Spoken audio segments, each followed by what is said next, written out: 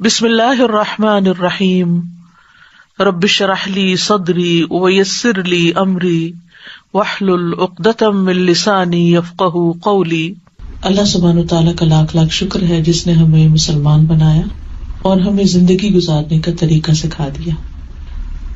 اگر ہم اس طریقے کو فالو کریں تو ہماری یہ دنیا کی زندگی یہ بھی بہت خوشگوار ہو سکتی ہے اور اس کے ساتھ ساتھ ہماری آخرت کی زندگی بھی بہترین ہو سکتی ہے۔ اور اگر اس کے برعکس ہم اللہ سبحانہ وتعالیٰ کی تعلیمات سے منہ موڑیں تو اس کا نتیجہ دونوں جہانوں میں اچھا نہیں۔ اللہ تعالیٰ فرماتے ہیں قرآن مجید میں، من اعرض عن ذکری فإن له معیشۃ ضنکا ونحشرہ یوم القیامۃ اعمی قال رب لم حشرتنی اعمی وقد كنت بصيرا قال كذلك أتتك آياتنا فنسيتها وكذلك اليوم تنسى۔ من أعرض عن ذکری، جس نے میرے ذکر سے منہ موڑا، میری یاد سے، یعنی اللہ سبحانہ وتعالیٰ کے کلام سے، اس کے دین سے، اس کو یاد کرنے سے منہ موڑ لیا، اس کی طرف توجہ نہیں دی، یعنی دین سے اس کی کوئی دلچسپی نہیں، قرآن مجید سے کوئی دلچسپی نہیں، نماز سے نہیں، ذکر کی محفلوں سے نہیں، تو پھر اس کا نقصان کیا ہوگا؟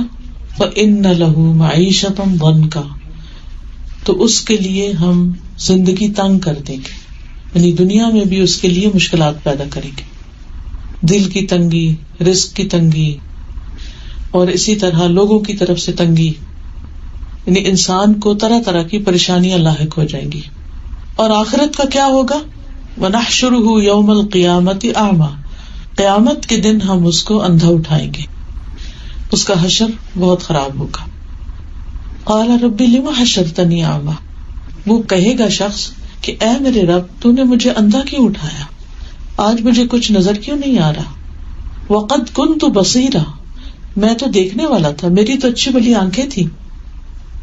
تو اس کا جواب اس کو کیا دیا جائے گا؟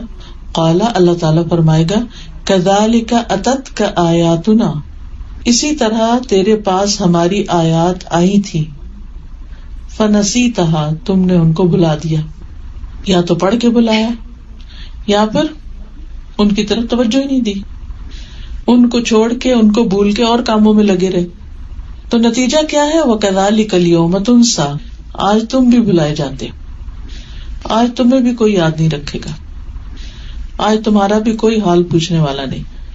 تو اس لیے بہت ضروری ہے کہ ہم ہر حال میں قرآن و سنت کے ساتھ اپنا رشتہ جوڑے رکھیں، اللہ سبحانہ وتعالیٰ کی یاد صبح شام خصوصی طور پر اور دن میں بھی اس کو یاد کرتے رہیں، نماز کی شکل میں، قرآن کی تلاوت کی شکل میں، اور اس کے علاوہ وہ جو ہم سے چاہتا ہے اس کو جان کر، اس کو جاننے کی کوشش کہ وہ ہم سے کیا چاہتا ہے، کہ ہم اپنی زندگی کیسے گزاریں۔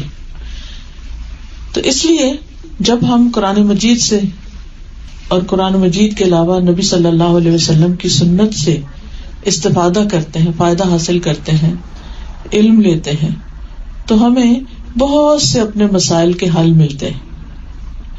ان مسائل کے حل کے لیے ہمیں کیا کرنا چاہیے؟ اگر ہم چاہتے ہیں کہ ہمارے دنیا کے ہم اور غم اور فکریں اور پریشانیاں اور تنگیاں ختم ہو جائیں تو پھر ہم کچھ کام کریں، کچھ چیزیں کریں۔ سب سے پہلی بات کہ ہم اگر یہ چاہتے ہیں کہ اللہ سبحانہ وتعالیٰ ہمیں یاد رکھے، ہماری دعائیں سنے، تو پھر ہم بھی اس کے ذکر میں کمی نہ کریں، کیونکہ اللہ تعالیٰ قرآن مجید میں فرماتے ہیں فاذکرونی اذکرکم، تم مجھے یاد کرو تو میں تمہیں یاد رکھوں گا۔ اللہ سبحانہ وتعالیٰ اس وقت تک بندے کے ساتھ ہوتا ہے جب تک کہ بندہ اس کی یاد میں اپنے ہونٹ ہلاتا رہتا ہے، یعنی اس کا ذکر کرتا رہتا ہے۔ تو جو بندہ اللہ کو یاد کرتا رہتا ہے، اللہ سبحانہ وتعالیٰ بھی اس کی طرف متوجہ رہتا ہے، اور پھر جب بندہ اس سے مانگتا ہے تو اللہ تعالیٰ اس کو عطا کرتا ہے۔ اس لیے مانگنے میں کبھی بھی کوتاہی نہیں کرنی چاہیے، کمی نہیں کرنی چاہیے، اور اس کا ذکر کرتے رہنا چاہیے۔ پھر اسی طرح اگر انسان یہ چاہتا ہے کہ اس کے دل کو اطمینان ہو، سکون ہو، پریشانیاں، غم، ہم، فکریں اور دل کی تنگی اور گھٹن کا علاج ہو، تو اس کے لیے بھی ذکر کرنے کی ضرورت ہے. قرآن مجید میں آتا ہے الا بذکر اللہ تطمئن القلوب، خبردار اللہ کے ذکر سے ہی دل اطمینان پاتے ہیں، کیونکہ وہ دلوں کی غذا ہے، دلوں کی روح ہے. ہم نے یہ کہانی بنائی ہوئی ہے کہ موسیقی روح کی غذا ہے، لیکن عام طور پر آپ نے دیکھا ہوگا کہ جب آپ کوئی گانا سن لیتے ہیں یا کہیں تھوڑی دیر کے لیے بھی کسی ایسے ماحول میں ہوتے ہیں تو اس کے بعد ایسے دل بے چین سا ہو جاتا ہے. یعنی اس وقت ہو سکتا ہے آپ انجوائے کر رہے ہو، لیکن بعد میں خوشی کے بجائے ایک پریشانی سی لاحق ہو جاتی، ایسے دل مردہ سا ہونے لگ جاتا ہے. تو دل جو ہے نا وہ اللہ کی یاد کے لیے بنائے گئے ہیں. اب دیکھیں جسم کا ہر عضو جو ہے نا اس کا کوئی کام ہے. آنکھیں کس لیے؟ دیکھنے کے لیے، کان سننے کے لیے، زبان بولنے کے لیے، ناک سونگھنے کے لیے، دماغ سوچنے کے لیے، اور دل یاد کے لیے.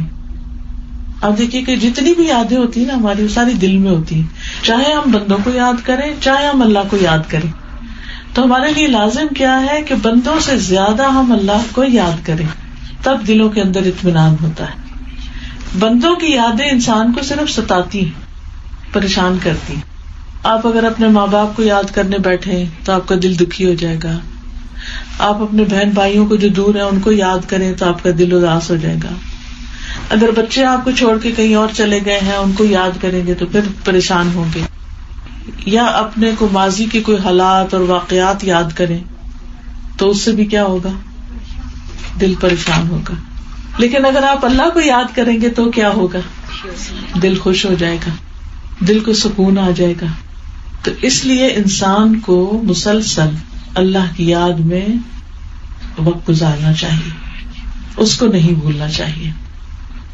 پھر اسی طرح انسان یہ بھی چاہتا ہے کہ اس کے رزق میں فراخی ہو، اس کے رزق میں برکت ہو، اور انسان کی عمر لمبی ہو، عمر میں برکت ہو، زندگی انجوائے کرے، اچھے اچھے کام کرے. تو اس کے لیے بتایا گیا کہ اپنے رشتہ داروں کے ساتھ اچھا سلوک کرو، حقوق العباد ادا کرو. تو ایک طرف ہمیں اللہ کو یاد کرنا ہے اور دوسری طرف ہمیں بندوں کے حقوق دینے. ہم میں سے کون ہے جو یہ نہ چاہتا ہو کہ اس کے رزق میں فراخی ہو؟ سبھی چاہتے ہیں. لیکن ہم یہ سمجھتے ہیں کہ اگر ہم اپنا رزق یعنی کنٹرول کر کے رکھیں گے، اپنے ہاتھ میں رکھیں گے، اپنے بینک میں پیسے رکھیں گے، اپنی مرضی سے خرچ کریں گے یا اپنے اوپر ہی خرچ کریں گے تو شاید اس سے ہمیں زیادہ فائدہ ہو.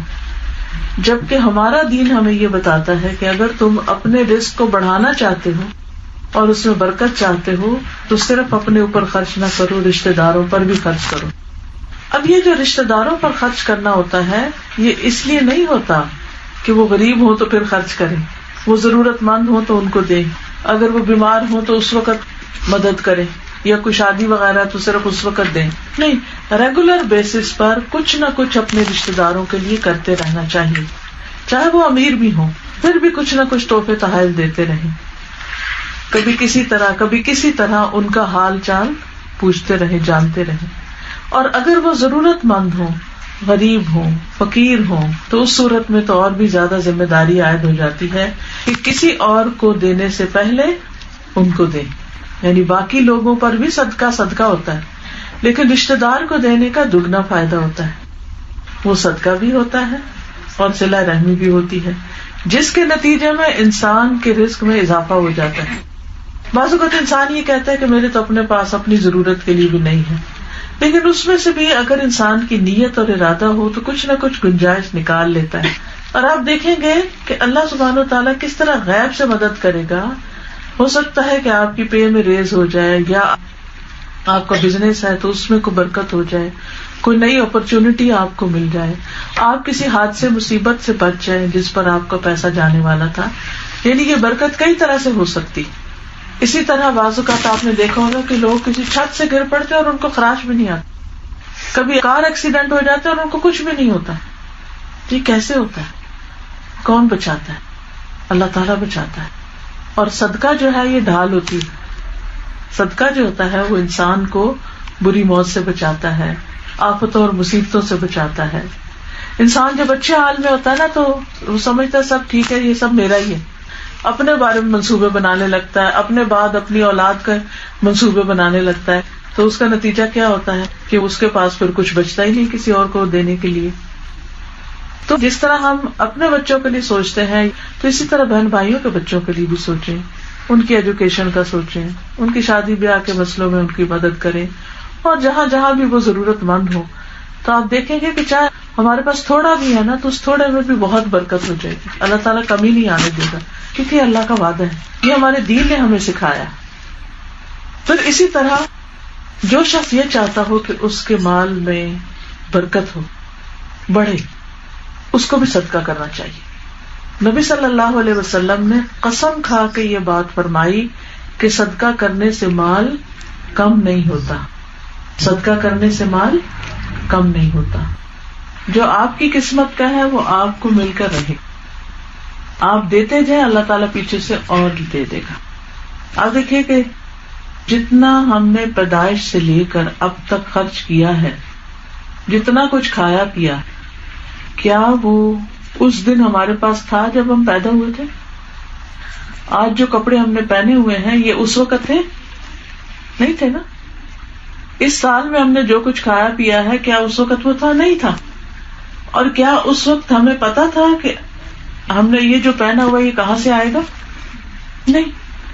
ہم سالوں سال کھاتے ہیں پیتے ہیں، اور ایسا تو نہیں ہوتا کہ ہمارے پاس آئندہ 10 سال کا بھی رکھا ہوا. ہم آگے بڑھتے جاتے ہیں، اللہ تعالیٰ دیتا جاتا ہے دیتا جاتا ہے، اپنے خزانوں میں سے دیتا ہے. ہم تو اکٹھا کر کے رکھ بھی نہیں سکتے اتنا. تو دینے والا تو وہ ہے، رستے تو وہ کھولے گا، لیکن اس نے جو دیا ہے اس میں بخل نہ کرے.